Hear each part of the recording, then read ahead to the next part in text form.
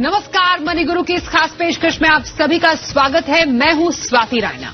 रूस यूक्रेन के बीच छिड़े युद्ध के बीच बाजार की चाल को देखकर अगर आपके मन में डर सता रहा है कि आपके निवेश का क्या होगा, तो आपके लिए ये शो बिल्कुल सही है। हम आपको आज इस शो में बताने वाले हैं कि आपकी एज ए निवेशक क्या स्ट्रैटेजी रहे। म्यूचुअल फंड में निवेश करना है या करने वाले हैं, तो अब आपको क्या रणनीति अपनानी चाहिए। एसआईपी के जरिए निवेश रखें या फिर प्रॉफिट बुक कर लें। कौन सी कैटेगरीज में निवेश करना आपके लिए सही रहेगा और कौन से फंड आप ले सकते हैं। तमाम सवालों के जवाब जो अभी आपके दिमाग में भी घूम रहे होंगे, वो अपने तमाम एक्सपर्ट से आज हम जानने वाले हैं अपनी इस खास पेशकश में। सबसे पहले हमारे सभी मेहमानों का परिचय करा देते हैं। हमारे साथ आनंद राठी हैं, chairman Anand Rathi group. Sunil Singhania, founder Abakkus asset manager LLP. Harsh Upadhyay, CIO equity Kotak Mahindra AMC. Hemant Rustagi, CEO Wise Invest private limited और Dinshaw Irani, CEO Helios India. आप सभी का बहुत स्वागत करते हैं मनी गुरु की इस खास पेशकश में। आज हम क्या खास इस शो में चर्चा करने वाले हैं, सबसे पहले उस पर एक नजर डाल लेते हैं। आज रहेगी खास तौर पर चर्चा कुछ बेहद अहम सवालों के इर्द गिर्द, जैसे युद्ध जैसी स्थिति में पैसे कैसे बचाएं और कहां लगाएं। म्यूचुअल फंड में पहले से अगर आपका निवेश है तो अभी क्या करें। मौजूदा माहौल में एसआईपी निवेशकों को क्या करना चाहिए। नया निवेश करने का क्या अभी सही समय है, और साथ ही समझेंगे निवेश के लिए अभी कौन सी स्कीम हो सकती है आपके लिए फायदेमंद। सबसे पहले आनंद राठी सर, मैं तमाम निवेशकों के मन का सवाल आपसे जानना चाहती हूं, और यही हर कोई अभी सोचने पर मजबूर है और सवाल पूछ रहा है कि अभी मौजूदा निवेशक को क्या स्ट्रैटेजी रखनी चाहिए अभी के बाजार को ध्यान में रखते हुए। मेरा ये मानना है कि जो इन्वेस्टर्स हैं जिन्होंने अपना कैश इन्वेस्टमेंट कर रखा है और लॉन्ग टर्म थिंकिंग से इन्वेस्ट कर रखा है, उनके लिए तो मुझे मेरी समझ में कोई चिंता करने की जरूरत नहीं है, क्योंकि इवेंट रिस्क आती जाती है, तो ये कितनी बार हो चुकी है। इवन थोड़ी सी हवा भी लगती है जब जैसे इंडिया चाइना का कुछ भी थोड़ा भी गलवान में या कुछ भी होता, अगर हवा भी आ जाती तो मार्केट 1-2% गिर जाता, परंतु जैसे ही वो हवा खत्म होती मार्केट ठीक से आ जाता। क्योंकि अपने आपके इन्वेस्टर्स भी सब समझते हैं, आप हमेशा बताते रहते हैं कि मार्केट तो लॉन्ग टर्म में फंडामेंटल्स पे ही चलेगा। अगर कंपनियों की वर्किंग अच्छी होगी, उनकी ईपीएस अच्छी आएगी, प्रॉफिट बढ़ेगा, तो मार्केट ठीक रहेगा। तो मेरे मानना कि ये जो कंपनियों की वर्किंग अच्छी होगी, उनकी ईपीएस अच्छी आएगी, प्रॉफिट बढ़ेगा, तो मार्केट ठीक रहेगा। तो मेरे मानना कि ये जो कॉन्फ्लिक्ट है यूक्रेन और रशिया का, उसका एक ही नेगेटिव इफेक्ट जो अपने ऊपर है वो है ऑयल प्राइसेस पे। क्योंकि ऑयल प्राइसेस अगर बढ़ती हैं तो इंडिया के लिए नेचुरली एक नेगेटिव थिंग है, और उसका असर मार्केट में भी आ सकता है, थोड़ा बहुत आ सकता है। पर मेरा मानना है कि जिस तरह का असर नजर आ रहा है वो इकोनॉमिक दृष्टि से या फंडामेंटल से जस्टिफाइड नहीं लगता है, बल्कि मुझे लगता है कि जब ऐसे मौके आते हैं और जो जिनमें इन्वेस्टर में थोड़ा साहस है, थोड़े मजबूत हैं, और जो उनके पास पैसा है कि भाई 3-4-5 साल के लिए लगाना है, इस मौके का फायदा उनको उठाना चाहिए। परंतु जो ट्रेडर्स हैं जिनके उन्होंने अगर डिराइवेटिव्स में पोजीशन ले रखी है, उनको सावधानी रहने की जरूरत है, क्योंकि इसमें ये बताना कि मार्केट कितना और नीचे जाएगा या नहीं जाएगा बड़ा मुश्किल है। जी, राठी सर का मानना है कि अभी निवेशकों और खासतौर पर लॉन्ग टर्म निवेशकों को चिंता करने की जरूरत नहीं है। और सुनील जी, जैसा राठी सर भी कह रहे हैं कि मार्केट ने कई ऐसे जियोपॉलिटिकल कॉन्फ्लिक्ट के साइकिल्स देखे हैं, तो घबराने की ज्यादा जरूरत नहीं है। अब जो मौजूदा निवेशक इस वक्त हमें देख रहे हैं, उन्हें क्या अभी थोड़ा वेट एंड वॉच करना चाहिए। ओवरऑल कोई भी डिसीजन हमें जल्दबाजी में नहीं लेना चाहिए। आई थिंक कूल रहना चाहिए। पूरे टाइम स्क्रीन देखेंगे तो ऑब्वियसली थोड़ा सा घबराहट होगी, थोड़ा एक एंजाइटी होगी, तो कूल रहिए। सिचुएशन 1-2 दिन जाने दीजिए, देखिए क्या होता है। मैं नहीं कह रहा हूं कि आज का आज पूरा पैसा आप इन्वेस्ट कर दीजिए अगर आप कैश पे बैठे हो, बट ये भी मत करिए कि आप एकदम बॉटम में जाके बहुत ही गलत समय पे आपका इन्वेस्टमेंट जो है वो बेच दो। बिल्कुल सर, मतलब थोड़ा बहुत बाजार पर नजर रखें और फिर फैसला लें, ऐसा सुनील जी कह रहे हैं। हर्ष जी, आपके पास हम आ रहे हैं और ये समझना चाहते हैं कि जब बाजार में ऐसी स्थिति दिखती है, अब ये तो युद्ध की स्थिति है, उसमें जो निवेशक हैं वो दो ही काम करते हैं, या तो एंट्री करते हैं या तो एग्जिट करते हैं। अभी जो लोग एक कंफर्टेबल पोजीशन पर होंगे वो शायद मन में ये सोच रहे होंगे कि अभी प्रॉफिट बुक करें और निकल जाएं, तो क्या करने का सही समय है? देखिए, म्यूचुअल फंड्स एक डाइवर्सिफाइड व्हीकल कहा जाता है स्टॉक मार्केट में निवेश करने के लिए। इसका मतलब है कि जो ऊपर नीचे होता है, मार्केट में उतार चढ़ाव होता है, उसमें ज्यादातर वोलेटिलिटी म्यूचुअल फंड के डाइवर्सिफिकेशन की वजह से कम हो जाता है, क्योंकि कोई भी आप पोर्टफोलियो निकाल के देखेंगे 40 से 60 स्टॉक या 70 स्टॉक होते हैं, तो कुछ शायद ऊपर जाएंगे, कुछ नीचे आएंगे। ये तो हर मार्केट के फेस में ये देखने को मिलेगा। देखिए, और दूसरी बात यह है कि 2020 का जो कोविड लोस थे, वहां से करीब करीब अक्टूबर 2021 तक काफी अच्छा मार्केट रहा। ये एक हिसाब से अगर अंग्रेजी में कहते हैं तो अनप्रेसिडेंटेड बोल सकते हैं कि कभी भी ऐसा नहीं हुआ कि मार्केट ऊपर चलता ही गया और कोई करेक्शन भी नहीं है। लेकिन पिछले 3-4 महीने में करेक्शन देखने को मिला है। तो ये जो लंबे अवधि के जो निवेश करते हैं, उन्होंने ये वोलेटिलिटी मार्केट में देखा हुआ है और उनको पता भी है कि अगर इस वोलेटिलिटी में बने रहते हैं या उनकी इक्विटी एलोकेशन इंक्रीज करते हैं तो लॉन्ग टर्म में उनको फायदा ज्यादा ही मिलता है। लेकिन ऐसे भी इन्वेस्टर्स होंगे जो मार्केट को देख के 2021 में या 2020 में आए हैं, उनको अभी वोलेटिलिटी का इतना ध्यान नहीं है, तो उनके लिए थोड़ा ये मुश्किल समय है। लेकिन यूजुअली यही होता है कि अगर आप सिस्टमैटिक इन्वेस्टमेंट करें और डिसिप्लिन में बने रहें तो लंबे अवधि में इक्विटी मार्केट्स में आपका रिटर्न्स अच्छे ही बने। तो कुल मिलाकर जो अब तक एक्सपर्ट से हमें जानकारी और जो अभी सबक मिल रहा है निवेशकों को कि बाजार में बने रहना, अपने निवेश को न छोड़ना सबसे समझदारी का काम होता है ऐसे किसी भी स्थिति में। हेमंत जी, आपके पास हम आ रहे हैं। अभी यही सबसे बड़ा सवाल है, जैसा मैं बाकी अपने खास एक्सपर्ट से भी समझ रही थी, कि जो म्यूचुअल फंड निवेशक हैं अभी, उनको अभी इस ताजा स्थिति में स्ट्रैटेजी क्या रखनी चाहिए? क्योंकि कई जो मौजूदा निवेशक उनकी एसआईपी चल रही है, कई लोग सोच रहे हैं एसआईपी करेंगे, पर खासतौर पर जो ऑलरेडी इस म्यूचुअल फंड की इंडस्ट्री में शामिल हो चुके हैं, उन्हें अभी ऐसी गिरावट में या ऐसी स्थिति में, युद्ध के ऐसे माहौल में क्या करना चाहिए? इससे पहले हम बात करें कि इन्वेस्टर्स की स्ट्रेटेजी क्या होनी चाहिए। आई थिंक ये दो चीजें किसी भी निवेशक को जो म्यूचुअल फंड के द्वारा इक्विटी फंड या इक्विटी ओरिएंटेड फंड में इन्वेस्ट करते हैं वो समझने की जरूरत है। सबसे इंपॉर्टेंट चीज ये है कि वॉलेटिलिटी जो है मार्केट के अंदर एक नेचुरल फिनोमिना है, वो समय समय पे आती है, उसकी जो डिग्री अलग अलग होती है, उसके कारण अलग हो सकते हैं, कभी वो इकोनॉमिक रीजन से होती है, कभी जियोपॉलिटिकल रीजन से होती है। तो आई थिंक जब भी आप इक्विटी में इन्वेस्ट करें, इक्विटी फंड्स के द्वारा इन्वेस्ट करें, तो आपको ये मेंटली तैयार रहना पड़ेगा कि शॉर्ट टर्म में ये वॉलेटिलिटी जो है उसका सामना आपको करना पड़ सकता है। इसलिए हमेशा कहते हैं कि आप जब लॉन्ग टर्म व्यू रखें और डिसिप्लिन तरीके से इन्वेस्ट करें, तब उसका इम्पैक्ट आपके ऊपर बहुत कम रहता है। दूसरी बात, अगर हम पिछले 40 साल 50 साल में देखें, जब उसका जो मार्केट पर जो इम्पैक्ट है, स्पेशली अगर हम जियोपॉलिटिकल इश्यूज की बात करें, तो हमने देखा है कि ज्यादातर जो है जियोपॉलिटिकल जो इवेंट्स है उनका असर मार्केट के ऊपर बहुत कम समय पे रहा और मार्केट ने हमेशा एक अच्छी रिकवरी देखी है। हाँ, इकोनॉमिक रीजन की अगर हम बात करें तब शायद थोड़ा लंबा समय लग सकता है, बट जियोपॉलिटिकल इश्यूज में अगर हम देखें आज तक तो बहुत कम समय इम्पैक्ट रहता है और बहुत जल्दी रिकवरी होती है। तो आई थिंक पहली बात तो ये ध्यान रखें कि आप ऐसी एसेट क्लास में है जो बाय नेचर जो है वॉलेटाइल है।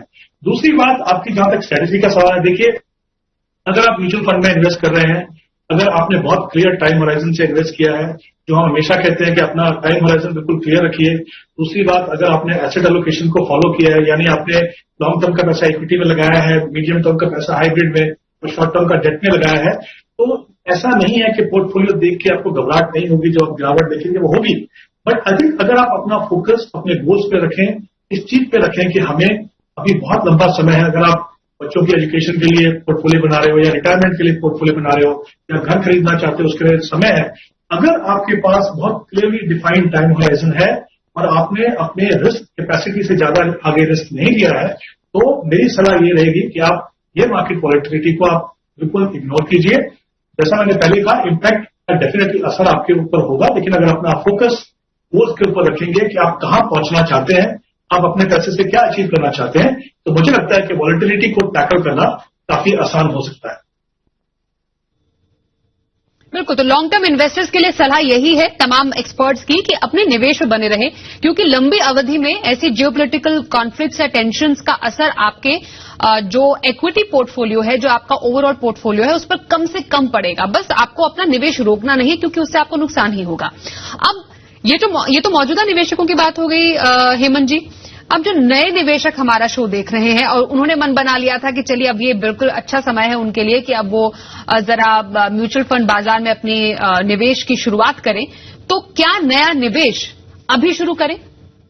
बिल्कुल स्वाति, आई थिंक इन्वेस्टमेंट जो है एक प्रोसेस है, वो एक वन टाइम एक्टिविटी नहीं है कि आज आपने इन्वेस्ट किया फिर अगले कुछ सालों तक आप इन्वेस्ट नहीं कर रहे हो। मेरा हमेशा ये मानना है कि इन्वेस्टमेंट एक प्रोसेस है, जो शुरुआत होता है जिस दिन आप अपने इन्वेस्टमेंट शुरू करते हो और खत्म होता है जिस दिन आपका टाइम होराइजन पूरा होता है। जब ये प्रोसेस है, और जैसे मैंने कहा कि आप स्पेशली जो लॉन्ग टर्म गोल्स हैं उसके लिए आपको बड़ी रकम का कॉर्पस बनाना पड़ता है, उसके लिए आपके पास काफी समय है। तो मुझे नहीं लगता कि मार्केट चाहे ऊपर हो या मार्केट नीचे हो, किसी भी तरीके से वो आपके रास्ते में आना चाहिए शुरुआत करने के लिए। ऐसा भी नहीं मैं कह रहा हूं कि मार्केट बहुत नीचे है तो अच्छा समय होगा आपका शुरुआत करने के लिए, क्योंकि अगर आप ये कह रहे हैं कि जो पॉलिटिकल इश्यूज का इम्पैक्ट बड़े कम समय रहता है तो उसका बहुत बड़ा फायदा आपको नहीं होगा। लेकिन मेरा यह मानना है, क्योंकि ये इन्वेस्टमेंट प्रोसेस है, अगर आप एक गोल बेस्ड इन्वेस्टमेंट प्रोसेस फॉलो करें, जैसा मैंने पहले भी कहा कि अपने गोल्स को डिफाइन करें, अपने समय निर्धारित करें और आप क्या अचीव करना चाहते हो उस क्लैरिटी के साथ आप इन्वेस्ट करें, तो बिल्कुल शुरुआत कर सकते हैं। और कहां इन्वेस्ट करना है वो अगेन डिपेंड करेगा कि आप मीडियम टर्म के लिए इन्वेस्ट कर रहे हो कि लॉन्ग टर्म के लिए इन्वेस्ट कर रहे हो या फिर शॉर्ट टर्म के लिए इन्वेस्ट कर रहे हो। तो अगर आप शुरुआत करना चाहते हो, आपने मन बना लिया था, तो ये जो गिरावट है, ये जो इस समय पे हम वॉलेटिलिटी देख रहे हैं, वो डेफिनेटली आपके रास्ते में नहीं आनी चाहिए, क्योंकि ये शुरुआत है और आपको अपने गोल्स तक पहुंचने के लिए काफी लंबा समय मिलेगा। बिल्कुल, और जिसको करनी है शुरुआत म्यूचुअल फंड में निवेश की, तो डेट या इक्विटी, कहां पर पैसा लगाने का सही मौका है, कौन सी कैटेगरीज में आप निवेश कर सकते हैं, कौन से फंड्स में आप पैसा लगा सकते हैं, इस पर भी चर्चा जारी रहेगी मनी गुरु की इस खास पेशकश में। तमाम एक्सपर्ट्स हमारे साथ हमारे इस खास कार्यक्रम में आगे भी बने रहेंगे। रुकते एक छोटे से ब्रेक के लिए, बने रहिए हमारे साथ।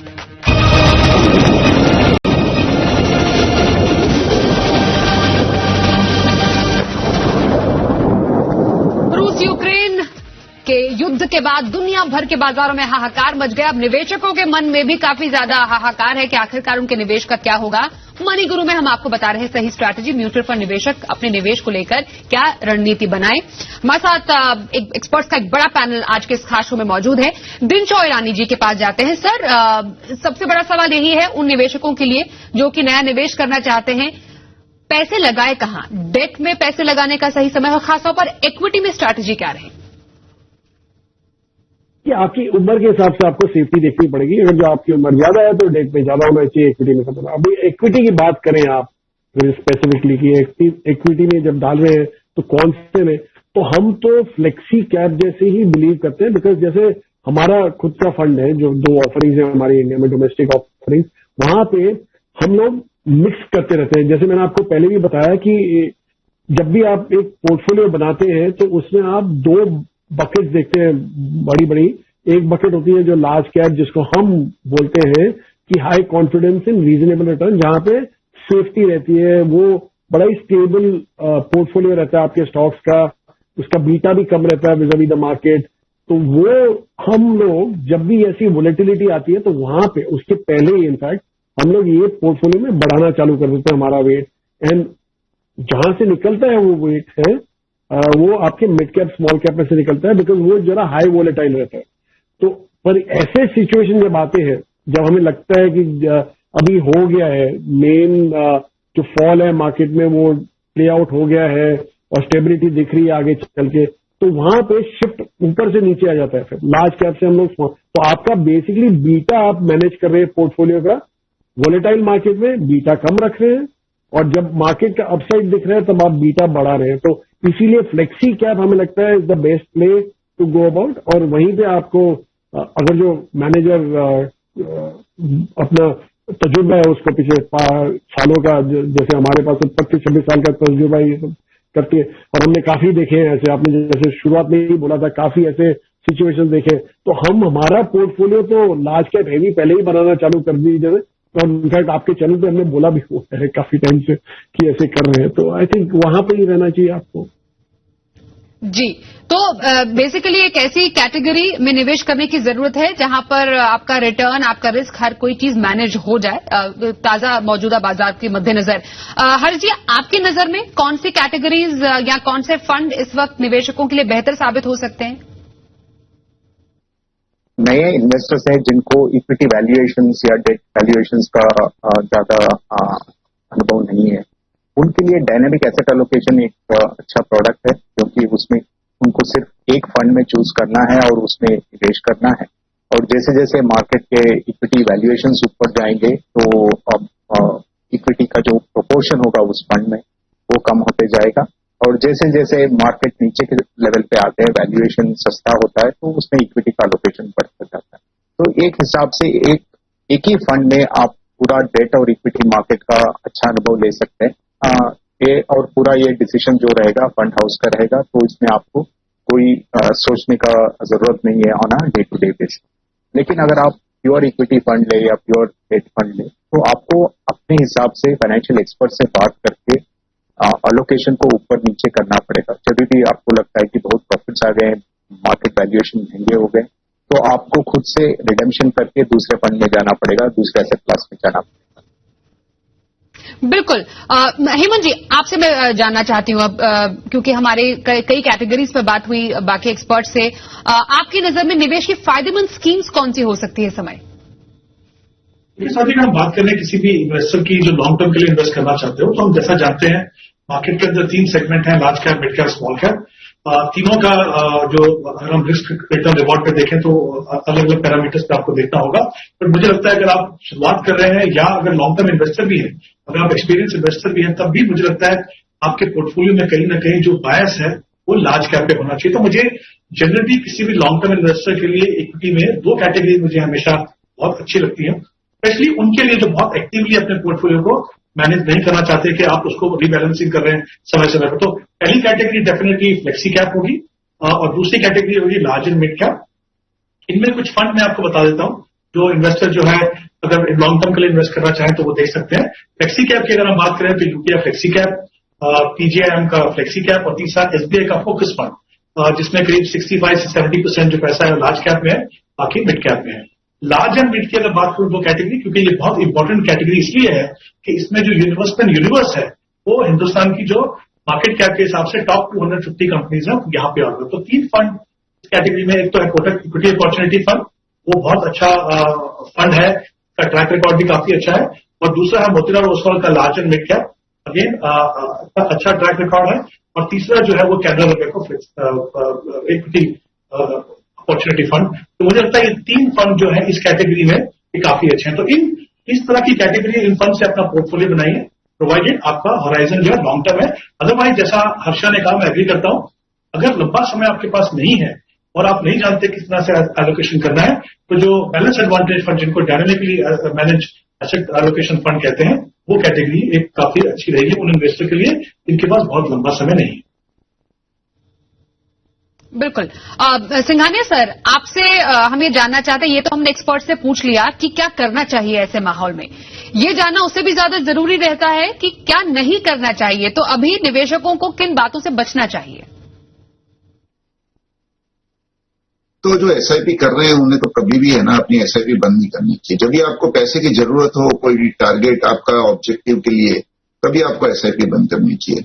और जिसके पास जो भाग्यशाली हैं जो कैश पे बैठे हैं, मेरा ये रहेगा कि 50% आप अभी लगा सकते हो और 50% मार्च में स्टेट इलेक्शंस के बाद में आप लगा दीजिए। ये जो भी इवेंट हो रहे हैं वॉर लाइक, ये पहले के जमाने के वॉर नहीं है कि 5 साल 7 साल तक ये वॉर चलेंगे। ये थोड़ा सा है ना, ये वन अपमैनशिप है। एक तरफ बोले हम ऐसा कर देंगे, दूसरी तरफ भी तैयार है, और सबको पता है कि वॉर किसी के भी लिए अच्छा नहीं है और ऐसा कोई भी साइड कमजोर नहीं है। तो आई थिंक ये सब इवेंट्स है ना, मेरे हिसाब से 10-15 दिन में सब सलट जाएंगे। बिल्कुल, बाजार का जैसा भी माहौल हो, अगर आप अपने निवेश पर बने रहें तो आपको लंबे समय में फायदा ही फायदा होगा। ये एक नटशल में तमाम एक्सपर्ट्स का मानना है। बहुत धन्यवाद करेंगे आनंद राठी सर आपका, आप हमारे साथ शामिल हुए, सुनील सिंघानिया जी, साथ ही हर्ष उपाध्याय जी, हेमंत रुस्तगी जी, दिन ईरानी, आप सभी का एक बार फिर से बहुत धन्यवाद हमारे साथ मनी गुरु की इस खास पेशकश में शामिल होने के लिए। रुकेंगे यहां पर एक ब्रेक के लिए, पर खबरों का सिलसिला जारी रहेगा। देखते रहिए जी बिजनेस।